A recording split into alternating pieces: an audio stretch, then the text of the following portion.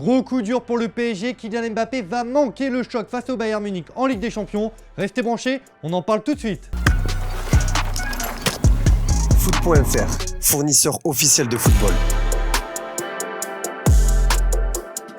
Salut les amoureux du ballon, ravi de vous retrouver pour un nouveau JT Foot Mercato. Avant d'évoquer le forfait de Kylian Mbappé, on va rendre hommage à Raphaël Varane qui a décidé de mettre un terme à sa carrière en équipe de France. Et comme à son habitude, le défenseur a pris tout le monde de vitesse. C'est un véritable coup de tonnerre, Raphaël Varane a annoncé prendre sa retraite internationale à seulement 29 ans, après 93 sélections et 5 buts sous la tunique bleue. Il est donc l'heure pour lui de se retirer, il veut profiter de sa famille et estime avoir été au bout de son histoire avec la France. C'est ce qu'il a confié sur ses réseaux sociaux. Représenter notre magnifique pays pendant une décennie a été l'un des plus grands honneurs de ma vie. À chaque fois que j'ai porté ce maillot bleu si spécial, j'ai ressenti une immense fierté, le devoir de tout donner, de jouer avec mon cœur et de gagner à chaque fois qu'on entrait sur le terrain. Cela fait plusieurs mois que j'ai réfléchi et j'ai décidé que c'était le bon moment pour moi de prendre ma retraite internationale. Forcément, après cette annonce, les hommages aux champions du monde 2018 se sont succédés. Le premier à réagir a été Didier Deschamps, le sélectionneur qui l'a lancé en bleu lui a rendu un vibrant hommage. Alors que nos chemins se séparent, je voulais saluer son honnêteté, son engagement sans faille pour le maillot bleu. Raphaël a joué un rôle central sur et en dehors du terrain durant la dernière décennie. J'ai pris énormément de plaisir à être son entraîneur.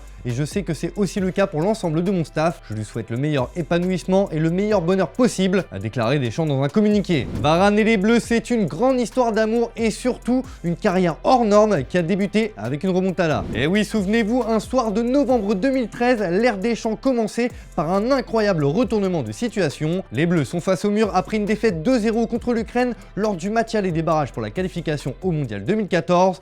Mais au match retour, Varane, titulaire, participe grandement à la large victoire des Bleus 3-0 et à la qualification pour le Brésil. Par la suite, son histoire en bleu sera couronnée de succès avec cette victoire à la Coupe du Monde 2018 où il marque le but de la qualif contre l'Uruguay en quart de finale et une Ligue des Nations à son palmarès. Mais il a surtout été présent lors des grandes aventures de l'ère Deschamps avec un quart de finale en 2014 et une finale en 2022. Au total, Varane chez les Bleus, c'est 93 sélections, soit le 13e joueur le plus capé de l'histoire, 20 capitanats dont 16 brassards portés dès le coup d'envoi, un seul carton rouge reçu.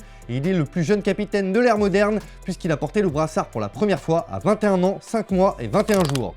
Alors qu'Hugo Lloris, Steve Mandanda et maintenant Raphaël Varane ont pris leur retraite internationale, la question du capitanat se pose en équipe de France. Les hommes de base de Deschamps ces 10 dernières années ont décidé de tirer leur révérence, mais une nouvelle génération dorée commence à pointer le bout de son nez, emmenée par un Kylian Mbappé qui prend de plus en plus d'épaisseur. Le joueur du Paris Saint-Germain fait figure de successeur naturel à Hugo Lloris. C'est le patron de l'attaque, son aura dépasse les terrains et son leadership ne fait plus aucun doute. Mbappé rêve de grandeur et de succès, lui aussi veut inscrire son nom dans la légende de l'équipe de France, alors c'est peut-être la suite logique. Mais n'oublions pas Antoine Griezmann qui lui aussi peut prétendre au brassard, il est l'un des plus expérimentés de l'effectif, l'un des leaders techniques aussi, alors il a des arguments. Ce sera à Deschamps de trancher.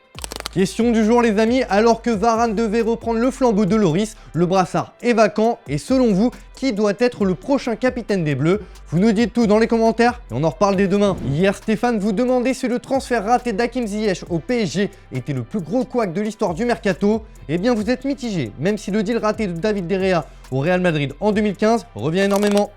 D'ailleurs, dans l'actu du jour, le dossier Ziyech continue de faire réagir. Hier, après la victoire du PSG contre Montpellier, Christophe Galtier a tenu à mettre les choses au clair sur ce fiasco. Malheureusement, ça s'est pas fait, mais c'était ça le mercato hier en conférence, ou avant-hier hier en conférence de presse, vous étiez tous en train de dire le mercato, ce sont les aléas du mercato, c'est comme ça, il faut l'accepter.